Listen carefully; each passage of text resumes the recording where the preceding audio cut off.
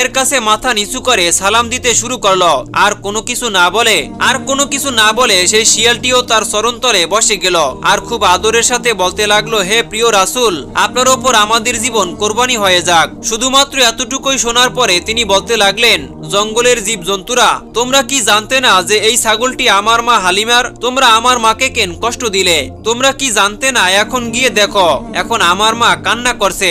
তোমরা কেন আমার মায়ের ছাগলকে নিয়ে গিয়েছিলে? তখন সে জন্তুরা বলতে লাগলো, হে রাসূল, আপনি তো ছাগল চরানোর জন্য কয়েকদিন জঙ্গলে আসলেন, আর সেই সময় তখন আমরা লুকিয়ে লুকিয়ে আপনাকে দেখতাম, আর এটিও দেখতাম যে এই সম্পূর্ণ কায়নাতকে সৃষ্টি করা আল্লাহ পাক রব্বুল আলামিন তার নিজের মাহবুবকে কেমন করে বানিয়েছেন। কিন্তু হে রাসূল, আপনি তো তারপর থেকে এই জঙ্গলে আসা বন্ধই করে দিলেন, আর এমন ভাবে 3 দিন হয়ে গেল আপনি তাশরিফ নিয়ে জঙ্গলে আসলেন না। আর এজন্যই আমরা সকলে এটাই ভাবলাম যে যদি হালিমার একটি ছাগলকে ধরে রেখে দেওয়া হয়, তাহলে সেই অজুহাতে আমরা সকলে আপনার দর্শন করতে পারবো।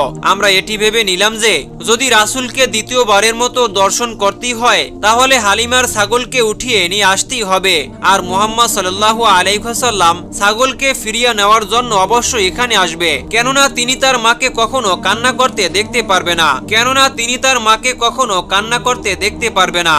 আর এমন ভাবে আমাদেরও দিদারে মোস্তাফা হয়ে যাবে। তারপর সে জানোয়ারেরা বলতে লাগলো, হে রাসূল আকরাম সাল্লাল্লাহু আলাইহি ওয়াসাল্লাম, আপনার ওপর আমাদের জীবন কোরবানি হয়ে যাক। এখানে এই ছাগলকে ধরা একটি বাহানা ছিল, কিন্তু আমাদের উদ্দেশ্য ছিল আপনার চেহারা মোবারককে একবার দেখার, আর এজন্যই আমরা আপনার আম্মার ছাগলকে নিশানা বানিয়েছিলাম। আপনারা দেখলেন মোহাম্মদের এই খুব সুন্দর দৃশ্যকে। এই জন্তু জানোয়ারদের মধ্যে সিংহ ছিল, যাকে সবচেয়ে বেশি ভয়ঙ্কর প্রাণী মনে করা হয়। শিয়াল, যাদেরকেও ভয়ঙ্কর মনে করা হয়ে থাকে, তারাও ছিল এর সঙ্গে। এ জঙ্গলে যতগুলো ভয়ানক ভয়ানক জন্তু ছিল,